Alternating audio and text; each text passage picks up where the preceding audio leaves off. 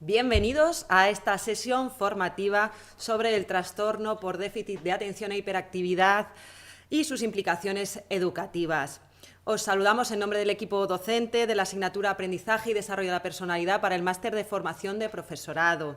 Dinamizamos hoy la sesión la profesora Carmen Cecilia Arroz y yo misma, Mar de la Cueva. Contamos para este encuentro, contamos en el día de hoy con un profesional que nos va a ayudar a tender puentes entre teoría y práctica. Tenemos el placer de contar hoy con Javier Conejo Galindo, psiquiatra. Os voy a resumir brevemente algunas de sus puntos más llamativos de su CV, que es extenso. Me voy a tener que apoyar en la hoja.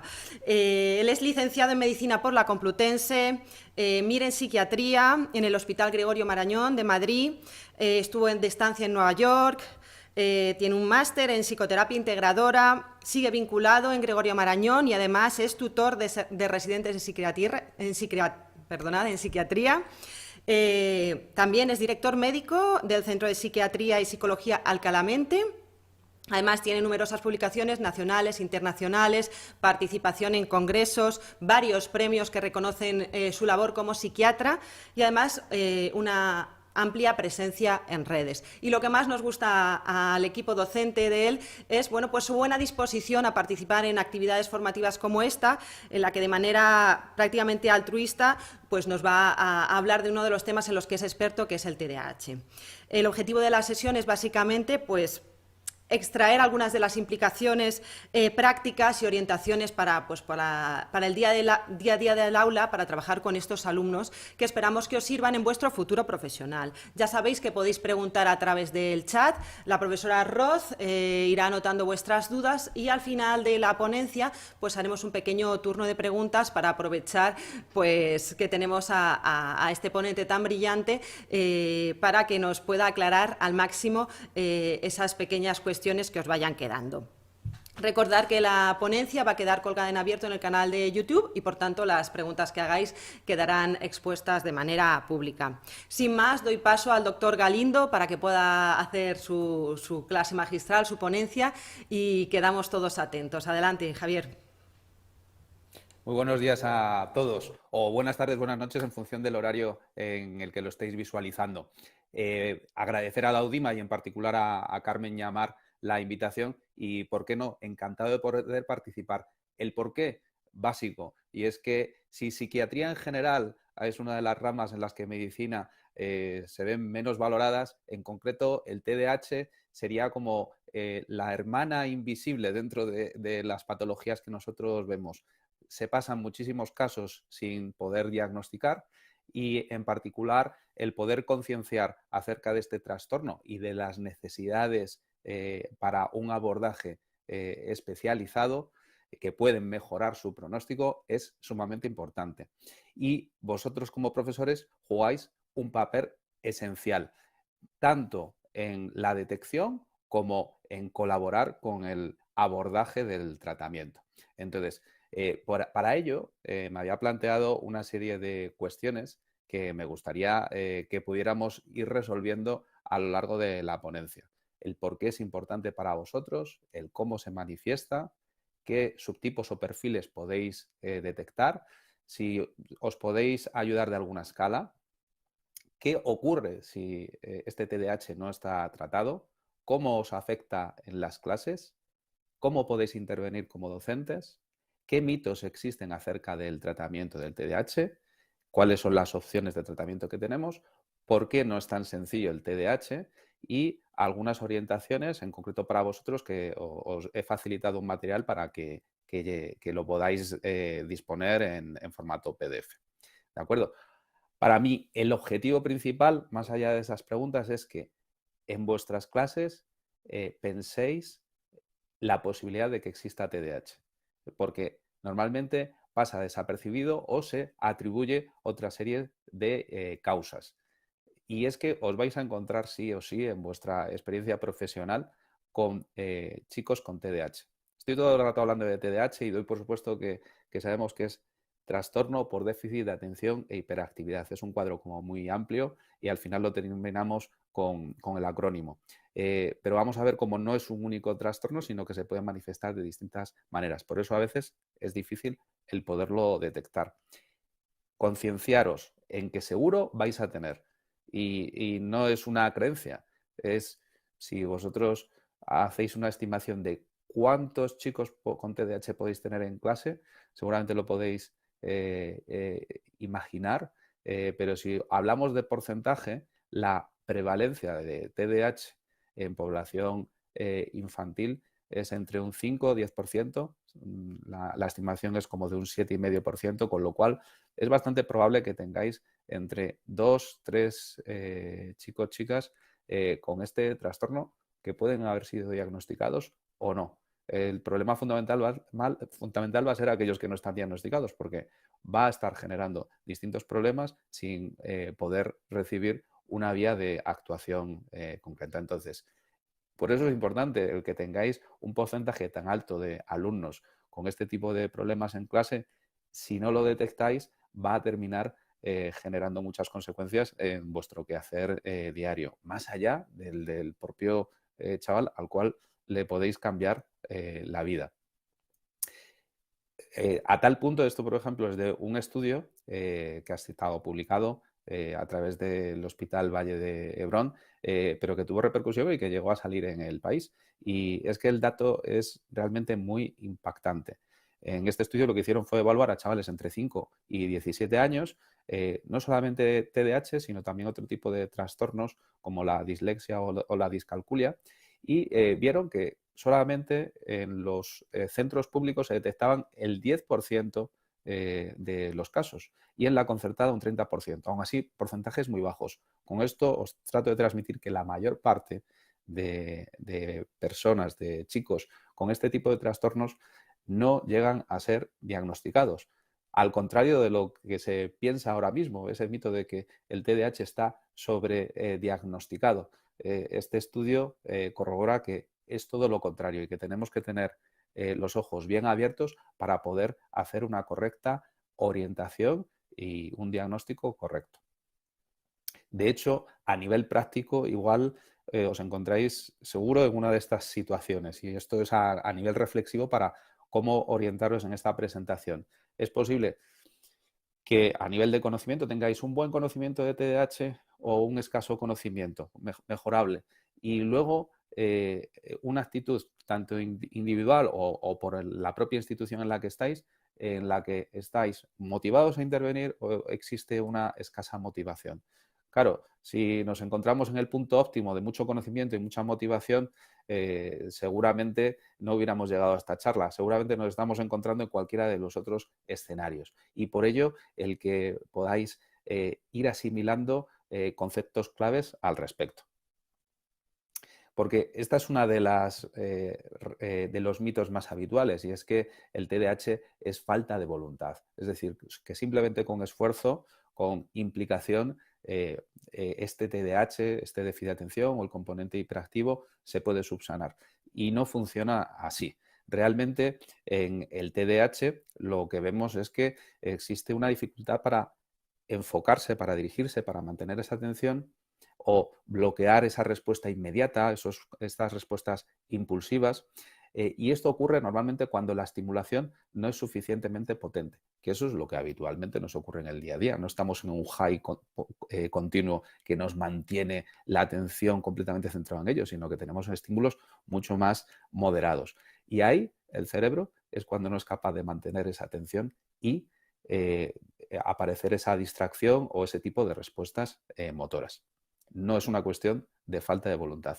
De hecho, ahora a continuación iniciaremos un vídeo que a mí me resultaba muy interesante para poder entender cómo está funcionando la mente de una persona con TDAH. Es de una persona que cuenta lo que es su experiencia en el día a día y me gustaría que os fijarais bien cómo es ese pensamiento automático. Él empieza con un objetivo y cómo empiezan a aparecer automáticamente distractores que, aunque pueda parecer lo contrario, son involuntarios. Van apareciendo estímulos y esa persona se va enganchando a los distintos estímulos, olvidando, retrocediendo, con respecto al objetivo inicial. Vamos a ver ese vídeo. ¿Una persona con TDA? Ok, ya te puedes relajar un poco. Ay, me estoy muriendo de hambre. Ya tienes que desayunar algo. ¿Qué horas son? ¿Dónde dejé mi celular? Seguro lo dejé en la mesa. Yo quisiera enamorarme. ¿Dónde está? Pero no puedo. Ay, un manguito. Pero no puedo. ¿Para qué te comes un mango si ya vas a comer? Ok, imagínate un mango con lechera. Ok, comer.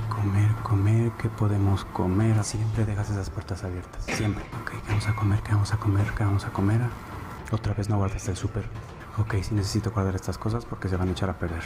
Si alguien supiera cuánta comida desperdicio, cocínate algo muy sencillo porque ya es muy tarde. No te va a dar tiempo de acabar el texto antes de la junta a las 5. ¿Qué hora dijimos que era? ¿Dónde está mi celular? Lo dejé en el cuarto. Hoy tengo una, mañana otra. Aquí está el celular. Pero nuevo. Ay, no puede ser. Ese cuño ya acababa de llevarme todos los trastes sucios. Llévalos ahora si no se te va a olvidar. Chica, ¿qué dices? ¿No tienes trastes en el buró? Seguro sí. Saoko, papi, Saoko. A ver, entonces, ¿qué vamos a comer? Tienes que saber la hora para saber qué comer. ¿El celular dónde lo dejé? ¡Ay, otra vez! No. Mi plantita. No, bebé. Muriéndome. Ok, ya si queréis lo podemos ya finalizar. Se va a morir, si no. Con esta parte así de representativa.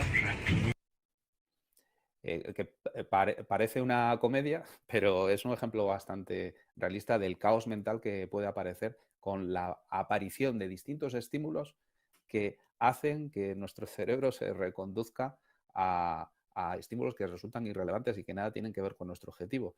Imaginaos la dificultad que puede suponer el mantener la concentración durante un tiempo prolongado cuando nuestra mente está ávida de recibir otros estímulos que nos sacien de esa noradrenalina y dopamina, porque ese es el déficit que vemos normalmente en los cerebros con TDAH. A nivel de una serie de circuitos, la vía córtico-estriadotálamo cortical, que se encarga tanto del mantenimiento de la atención como de la planificación, organización, vemos que existe una disminución en cuanto a la funcionalidad de estos neurotransmisores. A nivel biológico lo que ocurre es que existe una recaptación excesiva. Es como que nos quedamos vacíos de esos neurotransmisores y nuestro cerebro lo que busca es un nuevo estímulo para que se vuelvan a producir esos neurotransmisores. No es que no tengan atención, es que se agota con mucha más facilidad. Y es un proceso que es involuntario, no es algo que nosotros condicionemos y decidamos el que aparezca nuestro deseo por esos otros estímulos. De hecho, el TDAH es de los trastornos psiquiátricos el que vemos que tiene una mayor base física. Hablamos que es un trastorno del neurodesarrollo, es un cerebro con un proceso de retardo madurativo en el que existe un origen neurobiológico. De hecho, tiene que aparecer desde temprana edad. No se suele diagnosticar antes de los 6 años, pero tiene que estar presente antes de los 12. No es una condición que aparezca de forma súbita a los 15 años. Esto ya venía de atrás. Y los síntomas fundamentales son en 3 áreas, que vienen definidos también en su propio nombre, ¿no? El déficit de atención, la hiperactividad y otro componente, el de la impulsividad. Se pueden dar los 3 o solo alguno de ellos. De hecho, aquí lo podemos ver claro, porque existen estos subtipos. El subtipo más frecuente es el último, es el combinado, en el que aparecen síntomas de cualquiera de las 3 áreas que hemos mencionado anteriormente. Pero luego puede aparecer un subtipo predominantemente inatento, en el cual el componente hiperactivo o impulsivo es prácticamente inexistente, o al contrario, uno de predominio hiperactivo impulsivo, en el cual el componente de inatención no es tan relevante. En todo caso, el más habitual es el último, el combinado, en el que aparece una mezcolanza de las 3 áreas sintomáticas. Y os decía que seguramente es de los trastornos con mayor base física. De hecho, la heredabilidad del trastorno es altísima, es superior a un 75%. Es decir, es muy probable que si detectamos un caso de TDAH haya antecedentes familiares y es muy habitual que lo encontremos, por ejemplo, en padres. Se estima que una persona que tenga TDAH tiene una probabilidad de 8 veces de que exista otro familiar con TDAH. Una cifra realmente alta cuando lo comparamos con cualquier otro trastorno psiquiátrico. La genética no es la única causa. Vemos que hay asociados otro tipo de cuadros como el bajo peso, las adversidades psicosociales, fumar durante el embarazo, el alcohol durante el embarazo. Pero digamos que la base genética forma parte tiene mucho peso dentro del origen del trastorno. Dato importante para que lo tengáis en cuenta. El TDAH es más frecuente en niños que en niñas, en una proporción de 3:1. Sin embargo, muchas veces las niñas son las que menos se diagnostica porque pasan más desapercibidas. La explicación es que en niñas es mucho más frecuente que se manifiesten bajo el subtipo de predominio inatento. No son niñas hiperactivas, movidas, luego hablaremos un poquito de las características, entonces pasan mucho más inadvertidas. Entre que pensamos que el TDAH es solamente de niños y que son niñas que no nos van a dar especial guerra, no van a ser disruptivas, pues muchas niñas pasan sin el diagnóstico. Os decía que es un trastorno de retraso madurativo a nivel cerebral, pero hay síntomas que permanecen en el tiempo. En concreto, la impulsividad suele mantenerse en el tiempo, mientras que la hiperactividad va cediendo con el paso de los años. Y os comentaba antes que normalmente lo más llamativo es lo conductual. Mucho movimiento, respuestas impulsivas, pero la inatención es la que pasa más desapercibida, sobre todo en una temprana edad. Un mensaje positivo, y es que el 80% de los casos mejoran con un correcto tratamiento. Estamos hablando de un porcentaje de respuesta realmente alto, por lo cual no nos debemos dejar llevar por la desesperanza. Y como es un retraso madurativo a nivel cerebral, también tiene un pronóstico en el cual puede haber una evolución favorable. Si el diagnóstico se realiza entre los 6-12 años, o debería hacerse a esa edad, en la adolescencia la persistencia del cuadro es de un 80% de los casos, pero cuando pasamos a edad adulta se estima que la persistencia es solo de un 50%. Estos son datos aproximados, pero bueno, que sepamos que la evolución propia del trastorno en muchos casos puede ser favorable. Y este otro dato que viene a continuación es sumamente importante porque tiene muchas implicaciones en cuanto a la complejidad o no del trastorno. Y es que puede que no venga solo. Y es que tienen 6-7 veces más posibilidades de tener asociados otro trastorno psiquiátrico, lo cual nos va a complejizar más el abordaje. Esto espero que os sintáis e identifiquéis a personas que ya habéis visto, y es los perfiles que os podéis encontrar en el instituto. Y a mí me gusta un poquito la regla mnemotécnica de utilizar los elementos básicos, ¿no? La tierra, el fuego, el aire, para que recordáis los subtipos que nos podemos encontrar. Tendríamos el gaseoso, el estar en las nubes. Aquí os reflejo en concreto una niña para que lo podáis recordar más, que este subtipo está más presente en niñas y que suele pasar desapercibido porque es gente que parece que estuviera absorta, que no quisiera prestar atención, cuando realmente es esa inatención que hemos visto inicialmente la que le está impidiendo poderse enfocar correctamente. Y os aparecen ahí los criterios diagnósticos que utilizamos, no tienen por qué aparecer todos, pero sí mayoritariamente. Y esto pues se aparece en que las dificultades para prestar detalle en las tareas escolares o en otro tipo de descuidos, en no poder continuar con las instrucciones, no por rebeldía ni por incapacidad, sino porque aparece esa inatención, la incapacidad para organizar tareas y actividades, el que se extravíen los objetos que se va a necesitar más adelante. Es decir, todo este estar en las nubes, el perder la cabeza, aparecería predominantemente en este subtipo, ¿vale? Que sería sobre todo el inatento. Es el del... parece que pone mucha... que está motivado, que tiene mucha implicación, pero es que luego se despista en clase y no nos sigue. Pues sería más este subtipo. El otro sería el terremoto, que este es muy fácil de identificar porque es el chaval que no para quieto. En clase le resulta muy difícil poderse mantener y está continuamente moviendo manos, pies, está removiéndose en el asiento, cada vez que tiene oportunidad o sin tener oportunidad se levanta. Realmente es ese motor interno que no puede parar. Normalmente, según va avanzando la edad, os decía que la hiperactividad tiende a disminuir, pero puede estar presente perfectamente en la adolescencia, que va a ser el perfil de chicos y chicas que vais a ver. Y una forma en la que lo podéis ver es el no poder hablar. Vais a ver que son como locomotoras hablando y les cuesta mucho frenarse. Este sería el tierra, el terremoto. Y el fuego, que yo los identifico más como volcánicos, es la pura impulsividad, que es un rasgo caracterial, pero en este caso en el TDAH está asociado normalmente con mucha prevalencia. Y no tiene que ver tanto con el movimiento, tiene que ver con el no dar respuestas sin planificación. No existe esa inhibición a nivel frontal que nos permite dar una respuesta ponderada. Y esto, por ejemplo, lo vemos en que responden antes de que se haya finalizado la pregunta, en que no son capaces de guardar el turno, les cuesta mucho, o que se interrumpen, inmiscuyen en conversaciones o en actividades de otras personas. Es ese ser incapaz de frenarse y siempre ir dando una respuesta antes de tiempo.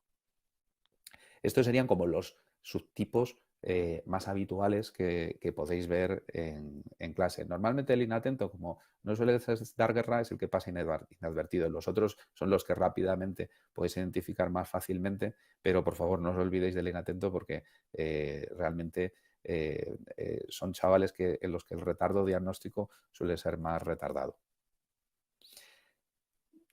No sé si en algún momento os llegará o habréis recibido esta escala, que es la SNAP, que es una escala en la que tiene una serie de enunciados y se pide que puntúen entre 0 y 3 en función de la frecuencia, que viene pormenorizada, y se administra tanto a padres como, en este caso, a profesores. Y tiene una serie de baremaje en función de que sean unos u otros. Aquí os he puesto las preguntas habituales relacionadas con el déficit de atención y este otro de hiperactividad e impulsividad, que si veis realmente se parecen mucho a los dos subtipos y a los criterios diagnósticos que os hablaba antes, ¿vale? Esto para que os suene, que no os suene extraño si recibís alguna vez alguna escala, es simplemente para completar la evaluación. ¿Por qué? Porque el TDAH no es solo un problema académico. De hecho, si solamente se vieran que las dificultades son académicas, deberíamos de pensar en otro tipo de trastorno que no fuera el TDAH. En el TDAH tiene que verse incluido otras serie de heridas. Son muy habituales en estas edades a nivel familiar y a nivel social. Tenemos que ver que haya también repercusiones a esos niveles. Pero vosotros formáis parte de un momento muy especial y es donde normalmente se hace una mayor petición de exigencia a nivel atencional. Por eso normalmente en el ámbito académico suele ser más notorio este déficit. ¿Cuál es el problema? Que si nosotros dejamos que el TDAH evolucione, nos vamos a ir encontrando con problemas que cada vez se agravan más. En la etapa preescolar normalmente es difícil que hagamos un diagnóstico, pero sí se pueden empezar a ver ya trastornos de conducta. En la edad escolar, esos problemas de comportamiento aparecen, ya se empiezan a detectar ciertos problemas académicos, dificultades en la interacción social, la autoestima empieza a caer y entramos en riesgo de fracaso escolar. Y en la adolescencia, con la adolescencia además esto ya implosiona mucho más. Aparte de los problemas académicos, de interacción social y de autoestima, pueden aparecer ya problemas legales. Pueden aparecer el consumo de tóxicos, no solamente de fumar, sino de otras drogas. Pueden aparecer mayor riesgo de lesiones, de accidentes y de comportamiento sexual de riesgo. Esto, que parece así como muy teórico, no os lo he traído, pero hay un metaanálisis muy potente con un tamaño muestral muy amplio en la que se evaluó a los pacientes con TDAH que estaban tratados y los que no estaban tratados. Y se vio que los pacientes tratados tenían una menor mortalidad, es decir, tanto por la evitación de accidentes, de comportamientos de riesgos, como una menor mortalidad por causas médicas. Es decir, el tratamiento, ese mito de que si te tomas la pastilla tienes más riesgo cardíaco o de otro tipo de salud, no parece que sea así. Más bien, ayuda a que la persona se pueda cuidar mejor, tanto en términos de salud como en términos de prudencia a la hora de conducirse en su vida habitual. A nivel social, pues al final, una de las cosas que a mí me parece muy importante es que este trastorno tiene un más riesgo de sufrir acoso escolar. Existe una mayor inadaptación y una menor adaptación con pares, con mayor riesgos de conducta delictiva y de accidentes de tráfico. Y en términos de salud, que os había hablado de conductas sexuales de riesgo, pues tienen sus primeras relaciones sexuales más precoces y hay más riesgo de embarazo no deseado. Y obviamente más riesgo de enfermedades de transmisión sexual, adicciones y muerte prematura. Es decir, que no es algo solamente de yo me distraigo, sino que tiene implicaciones muy directas sobre la salud, la sociabilidad, sobre todo el desarrollo personal de la persona. A nivel familiar, por ejemplo, a futuro tienen mayor riesgo de divorcio y obviamente mayor disrupción en la propia familia, y a nivel personal una menor autoestima, menor autoconcepto académico, bajo estado de ánimo y más problemas de ansiedad. Y esto aplicado a nivel académico, ¿en cómo lo vais a poder constatar? Pues aparecen distintas dificultades. Es evidente pues, la dificultad para mantener la atención, la de generar una motivación con respecto a las tareas, y el resultado es un rendimiento académico que está por debajo de la capacidad del individuo. Y esto es lo que tratamos de subsanar, que este TDAH nos ponga unas gafas de sol que no nos permita transmitir lo que realmente tiene de capacidad esa persona. ¿Esto cómo lo podéis percibir? Pues que la calidad del trabajo es baja, es pobre, está incompleto, está mal presentado. La cantidad de trabajo, pues que no suelen terminarlo o lo terminan rápido y mal. En la velocidad en que son muy lentos o muy rápido, pero con muchos errores. En el rendimiento que puede variar mucho dependiendo del momento en el que realizan la tarea. Y en la automatización, que les cuesta mucho mantener el esfuerzo sobre la actividad. Aparece la inhibición conductual, dificultades para iniciar el trabajo de forma autónoma. De hecho, es muy habitual que lo escucharéis, la procrastinación en el TDAH, el dejar para más adelante, no enfrentarse e iniciar la tarea. La dificultad en la regulación emocional y esa baja habilidad para parar y pensar antes de actuar, esa impulsividad. ¿Cómo podéis colaborar, cómo podéis contribuir a la hora de minimizar? Obviamente, estas son las medidas adaptativas que no son el único tratamiento, pero sí son parte del tratamiento que se debe incluir en cualquier persona que tenga TDAH. Aparte de la información que os figuro aquí, dispondréis de un documento de la Comunidad de Madrid en la que especifica estos datos, ¿no?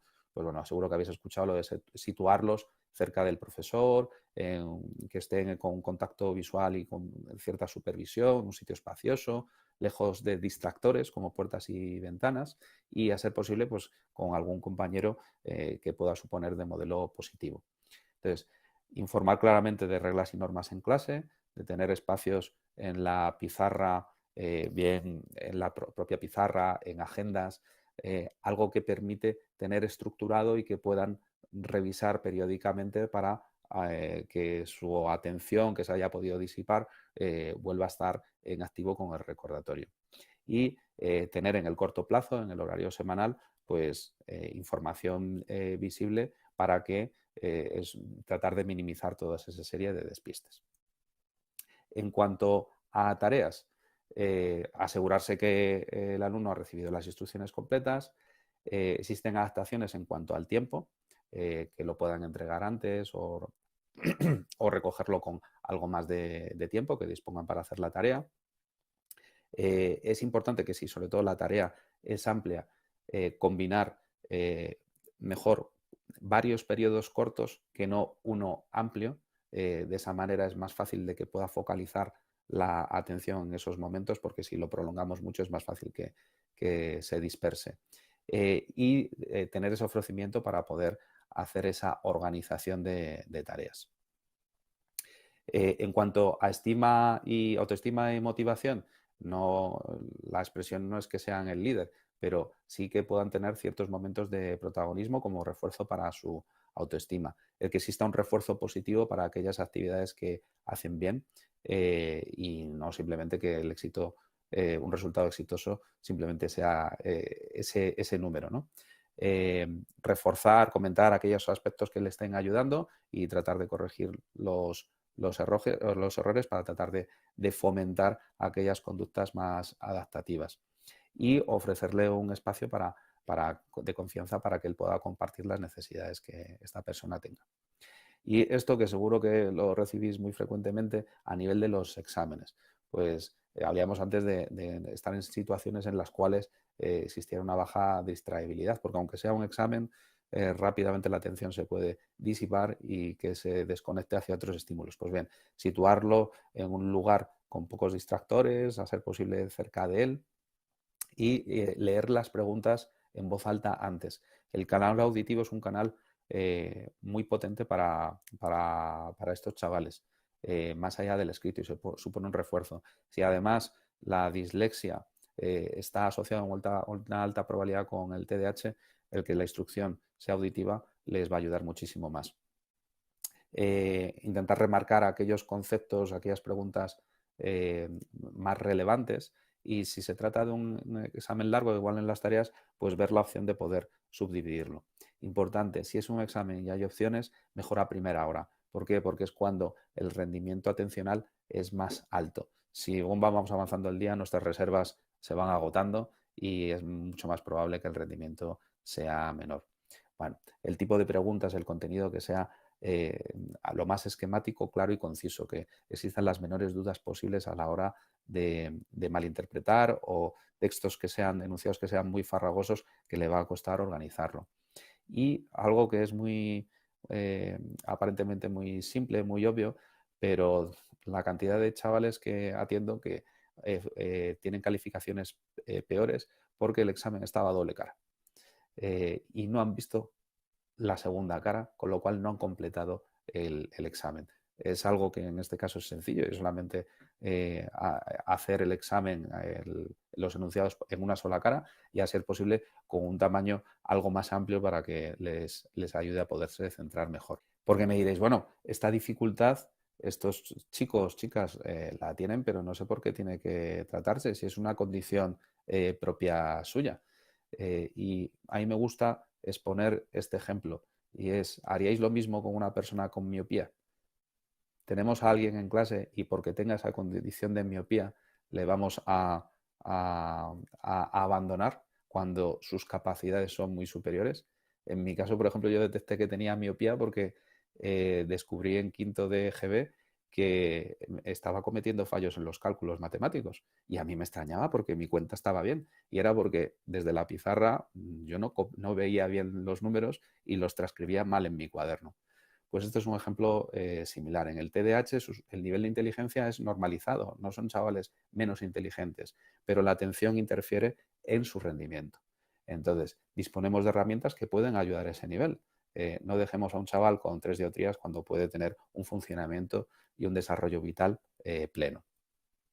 De ahí muchos mitos que existen con respecto a la medicación, como por ejemplo que el tratamiento debe ser primero sin medicación y solamente para los casos en los que no mejore utilizar la medicación. Pues eso se ha visto actualmente que no, que la medicación se puede emplear desde el primer momento, normalmente a lo mejor en un caso más de una intensidad más leve, a lo mejor no lo utilizamos dependiendo de la situación, pero que podemos utilizarlo desde primera línea sin ningún problema. Que los medicamentos con TDAH causan adicción es un falso mito. Todo lo contrario, precisamente las personas con TDAH tienen más riesgo de desarrollar hábitos tóxicos y el tratamiento reduce esa predisposición. El metilfenidato, que es uno de los tratamientos principales de TDAH, que tiene múltiples efectos secundarios. La realidad es que bajo un seguimiento monitorizamos esos posibles efectos secundarios, pero la mayor parte de chavales lo toleran correctamente. La expresión de no quiero que mi hijo dependa de un medicamento, que quiero que sea libre, como los demás niños, sería la misma negación que el no ponerse gafas si son necesarias. Hay un falso mito, lo digo por si escucháis también a padres, de que el tratamiento reduce la altura de los niños, que no alcanza un crecimiento, una talla como la que le correspondería. Pues bien, en los estudios que tenemos más completos lo que vemos es que la altura final está conservada. Y también reforzando ese mito de que son adictivos, que cada vez necesitáramos más y más cantidad de medicamento. La realidad es que no, se suele ajustar la medicación, al igual que otras medicaciones, como por ejemplo los antibióticos, en función del tamaño, peso del chaval. Por eso seguramente con el paso de los años habrá que ajustar la dosis, pero no porque sea adictivo. De hecho, cuando hablamos de tratamiento, no estamos hablando exclusivamente de tratamiento psicofarmacológico. Tenemos distintos componentes a la hora de actuar. Y aquí os resumo las recomendaciones de tratamiento más habituales. Desde luego está la adaptación curricular, con la adaptación escolar, con esas medidas que os comentaba previamente. Está una parte de intervenciones a nivel de mejora atencional. Está la terapia cognitivo-conductual y el tratamiento psicofarmacológico. Y lo que vemos es que lo más efectivo es el tratamiento multimodal, es decir, integrar todas esas intervenciones. Desde luego, la que es básica son las modificaciones ambientales, en las cuales vosotros también participáis. Esas se deben de emplear sí o sí, porque son de fácil implantación y si no sería jugar con mayores adversidades. En concreto, la medicación se suele emplear en chavales a partir de 6 años en adelante y obviamente tiene que ser previa evaluación y previa información a los padres y debemos de ver que existe una afectación suficiente. A nivel de terapia, la más recomendada es la cognitiva conductual, no solamente para nivel de atención, sino todos esos problemas que hablábamos de habilidades sociales, de resolución de problemas, de autocontrol, de escucha, de manejo de sentimientos, pues ahí es donde más van a intervenir esta terapia. Y aquí os quería hacer una pregunta, tanto en directo como para los que estáis en diferido.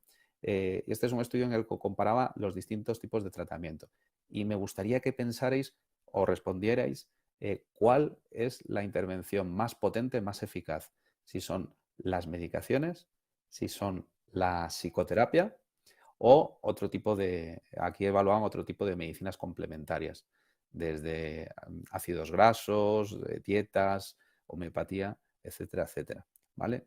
Este estudio a mí me gustó mucho cuando lo leí porque daba respuestas, algunas muy obvias y otras no tanto.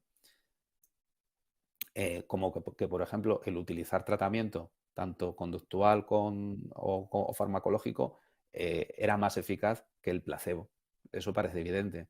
O que combinar la terapia y los fármacos era más potente que solamente los fármacos. Pues parecía evidente.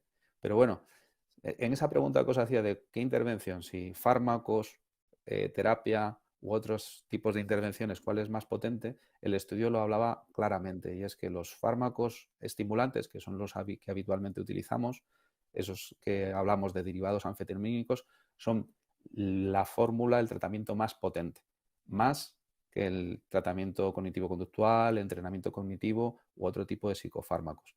Por eso ya no utilizamos los psicoestimulantes solamente para los casos que no mejoran. Siendo la medida más potente, más eficaz, no tenemos por qué restringírnoslo solamente para los casos más difíciles, sino que los podemos utilizar en primera línea de tratamiento. De hecho, se ha visto que los psicoestimulantes, igual que la terapia, de todos los tratamientos eran los más aceptados, es decir, los que tenían menor tasa de abandono. Y había otra serie de intervenciones en las cuales no se había visto que hubiera evidencia en cuanto a la respuesta. Ahí aparecen varios, inclusive farmacológicos, pero por ejemplo la terapia dietética, los ácidos grasos u otras medicinas complementarias y alternativas, no se ha visto que reporten evidencia. Lo digo por si recibís a padres que os explican que están bajo este tipo de intervenciones en exclusiva, convendría orientarles a otro tipo de tratamientos más efectivos. Esto sería sobre un TDAH puro. El problema es que la mayor parte de los TDAH tienen otra serie de problemas psiquiátricos. Por eso es difícil a veces el abordaje de los pacientes con TDAH. Cuando hablamos de comorbilidad es la presencia de 2 trastornos a la vez, 2 o más. Y en el TDAH, en el 80% de los casos, aparece comorbilidad. Un 60% en 2 casos y en un 35% 3 o más casos. Es decir, que estamos hablando de que es bastante habitual que existan otras problemáticas. Habréis oído hablar del trastorno oposicionista desafiante, que además en la adolescencia es cuando tiene una aparición más firme, más rotunda. Las dificultades en el sueño que no corresponden al tratamiento, hablo de problemas del sueño antes de iniciarlo, o los tics. Esos son algunas muy específicas, pero lo que vemos es a todo tipo de niveles. Por ejemplo, a nivel de aprendizaje, que lo hablábamos al principio del estudio del Valle de Hebrón, los pacientes con TDAH tienen un 46% de probabilidades de desarrollarlo frente a un 5% de la población general. Y esto lo vemos en el resto de trastornos. Los trastornos de conducta, en la ansiedad, en depresión, trastornos de lenguaje, autismo, epilepsia. La probabilidad de sufrirlo es mucho mayor en chavales con TDAH frente a los que no sufren TDAH. Con lo cual estamos hablando de una complejidad mucho mayor a la hora del abordaje y por eso es tan importante el poder detectarlo y personalizar los tratamientos. Aquí os he hecho una especie de esquema a nivel de cómo podéis intervenir vosotros para que lo tengáis en mente, aunque es bastante intuitivo. Aparece una sospecha, bien por vuestra parte, bien por la familia, desde la orientación, y se decide iniciar una valoración psicopedagógica. Entonces, el orientador elabora un informe que se deriva pues, a los distintos miembros, inclusive a nivel sanitario, ¿no? Se deriva a través del pediatra o médico de familia, que él decide una derivación, que puede ser inclusive a salud mental de zona. Y a partir de ahí, pues hacer un plan de actuación, de tratamiento y seguimiento a través de los servicios de salud mental, o a veces cuando son más pequeñitos los lleva a neurología, pero lo habitual ya en adolescentes es que sea en salud mental. Y a nivel interno vuestro, pues con la elaboración de esa valoración, de ese informe y con el feedback también de salud mental, pues establecer una respuesta educativa en el aula, viendo si es necesario un profesorado de apoyo con necesidades educativas específicas, un profesorado de área o materia, o a través de la orientación escolar, y que exista una coordinación al respecto entre los distintos dispositivos para tratar que la respuesta sea lo más completa posible. De hecho, bueno, para que lo podáis disponer facilitado esta guía que es específica para docentes en relación con el TDAH, para que podáis tener la información palpable más allá de esta presentación, y una serie de instrucciones, las que he encontrado más actualizadas de la Comunidad de Madrid en cuanto a la aplicación de medidas para la evaluación de distintos trastornos del aprendizaje y en concreto también del trastorno por déficit y atención. Entonces, con esto ya empiezo a concluir. Para mí, cosas importantes, sobre todo que el TDAH es muy polifacético y que no tiene una única manifestación, que estemos ojo a visor, que es fácil que no nos demos cuenta de él por no tenerlo en nuestra cabeza. Importante el que podamos detectar sospecha de casos, luego ya veremos si se confirma, pero que no dejemos que se nos pasen. Es mejor tener una sospecha, aunque luego no se concrete, a que se nos pasen casos que realmente lo son, ¿vale? Luego, otra cuestión. Sois protagonistas como profesores. El ámbito escolar es un ámbito muy específico en el cual vosotros podéis contribuir a la detección y podéis participar también tanto en la evaluación cuando se os requiera, por ejemplo, esas escalas que os decía, o poder hacer ese proceso de coordinación con vuestro gabinete psicopedagógico e inclusive coordinación con los servicios médicos. Toda esta importancia es porque el problema no es solamente académico, sino que es un problema vital, y el que vosotros podáis dar la voz de alarma, podéis generar una serie de cambios en el que transformáis la vida de esas personas. Y parece un mensaje como muy megalomaníaco, pero es así. Si hemos dicho que un 80% de los casos tratados tienen una respuesta favorable, imaginaos, es que tenéis muchas probabilidades de que esa persona tenga un menor riesgo de fracaso escolar, de que en términos de salud sufra menos riesgos, que a nivel social exista una mayor integración, el mejorar su autoestima y todos esos problemas afectivos que pueden desarrollar a futuro. Así que sois muy importantes en la detección y en la salud de esas personas. Y luego, el tratamiento sobre el TDAH, que siempre ha habido una actitud muy negativa al respecto de su empleo, que la mayor parte es estigmatizadora. Se puede mejorar con el tratamiento. Puede ser una medida realmente importante para que la persona pueda expresar todas sus capacidades. Y con este mensaje fundamental que os trato de transmitir, que no solamente sois transmisores de conocimiento, sino que tenéis un elemento mucho más amplio en el cual realmente podéis ser de una ayuda vital a cada una de las personas que cobijáis en clase. Seguramente que surgirán muchas dudas. Yo de todas formas os dejo aquí formas de contacto. Más allá de mi correo, hago divulgación de psiquiatría y salud mental y periódicamente hablo de TDAH en los canales que tengo de redes sociales, que ahí os dejo el nombre de las cuentas, para que si tenéis cualquier otra duda adicional, pues podáis contactar. Y supongo que estaré más o menos en tiempo. Mar, Carmen, vosotras me decís. Fantástico, sí. Lo primero, agradecerte enormemente, Javier, esta ponencia que yo creo que sin duda va a ayudar a que haya profesionales con más capacidad para detectar, pues, y para intervenir con estos alumnos que, como dices, indudablemente, pues, igual que están en la sociedad, están en nuestras aulas. Yo creo que nos ha quedado muy claro a todos que hay que estar atentos. También nos ha quedado claro, bueno, pues, lo que supone para las edades con las que vamos a trabajar, ¿no? Los adolescentes en cuanto a riesgo, la necesidad de tratamiento. También yo creo que has abordado muy ricamente todas, pues, las medidas que podemos tomar en el aula.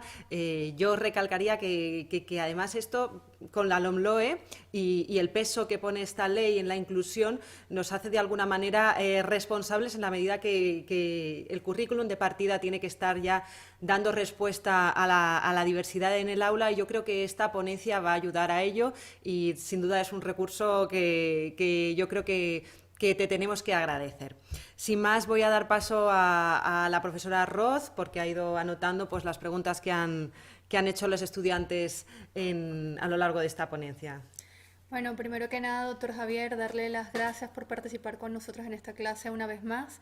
Y bueno, comparto con usted alguna inquietud manifestada a través del chat por parte de una de las estudiantes y pregunta cómo se puede abordar el TDAH en alumnos que también tienen disforia de género. Entramos en un tema realmente complejo. Realmente porque bueno, el TDAH debería estar presente realmente previo a la adolescencia. Otra cosa es que no lo hayamos detectado antes, pero son en todo caso dos condiciones que son abordables igualmente. No conozco por lo menos estudios de aplicación de TDAH en disforia de género, pero indudablemente habrá que abordar ambas condiciones, no solamente a nivel farmacológico, sino obviamente profundizando en el apoyo psicoterapéutico, porque son personas realmente que están en una situación muy vulnerable. Si nosotros pensamos en cualquiera de nuestras adolescencias que seguramente presentaron dificultades, pues en estos casos todavía aún más, tanto a nivel personal como a nivel de su entorno. Entonces, desde luego, la necesidad de apoyo y ayuda en estas situaciones tiene que ser aún más intensiva. Pues nada, voy a la segunda pregunta y es un tema bueno, que actualmente, después del COVID-19, pues realmente es de gran interés al momento de abordar, y es qué claves podría darnos para trabajar con estos alumnos en entornos virtuales como en el aula virtual y cómo reaccionan a estos entornos virtuales o formativos los estudiantes con TDAH. Pues en general la tecnología, que nos supone una oportunidad, pero la tecnología es otro estímulo externo que a los pacientes con TDAH les puede generar pues una mayor dispersión.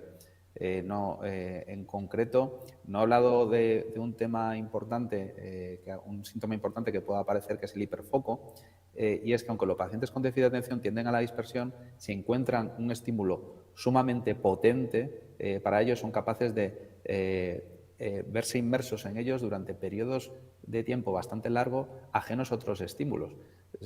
Por ejemplo, no es nada excepcional el que veamos una persona con déficit de atención que es capaz de focalizarse en videojuegos o en TikTok durante horas y horas y estar ajeno a todo lo que le ocurre, ¿no? Si ese hiperfoco realmente, que puede parecer positivo si se aplicaran otras tareas, pero normalmente no suele ocurrir que sean tareas académicas. Con esto quiero decir, la tecnología y la no presencialidad hace que sea más fácil y que tengan acceso a otros estímulos.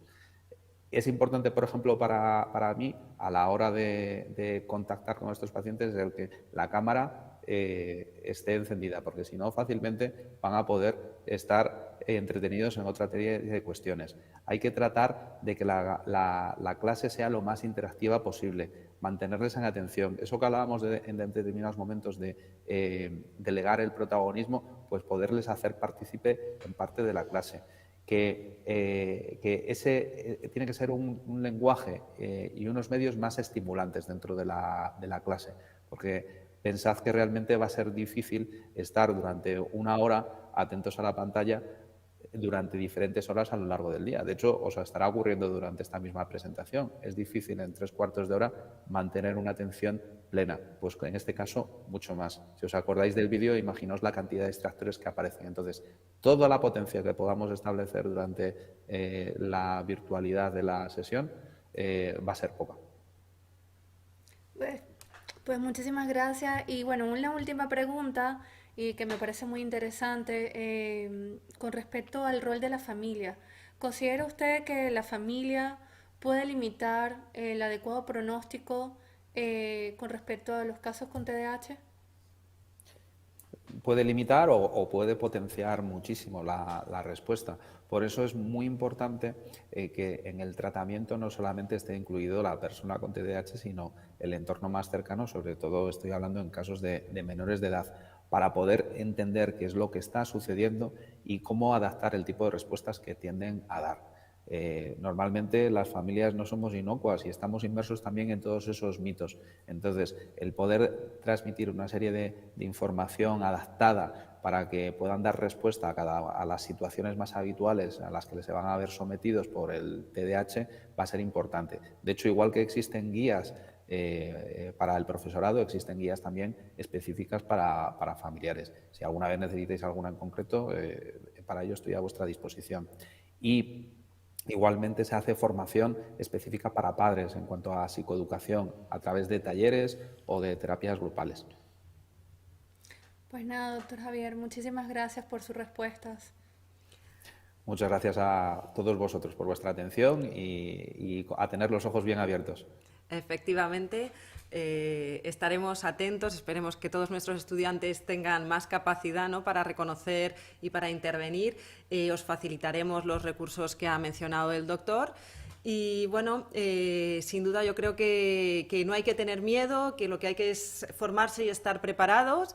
Y bueno, tenemos recursos, tenemos a quien también acudir y sin duda pues hay que contar con los equipos de orientación para una derivación o para que puedan valorar cada caso. No estamos solos, lo que sí que tenemos es que sentir que somos, como decía el doctor Galindo, partícipes y yo añadiría en parte responsables de que la respuesta educativa pues sea de verdad para todos. Sin más, cerramos esta ponencia que esperamos que os haya sido interesante. Ha sido un encuentro que yo creo que es fructífero y esperemos que en vuestro futuro profesional acudáis a ella. Un saludo.